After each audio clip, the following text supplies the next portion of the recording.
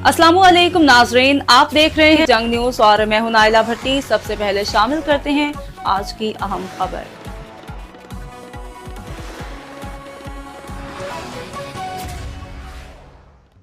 नौ जून को बार्सिलोना में तहरीक इंसाफ स्पेन एहतजाजी मुजाहरा करेगी, जिसके लिए सीनियर रहनुमाओं की तरफ से इश्तिहारी मुहिम जारी है।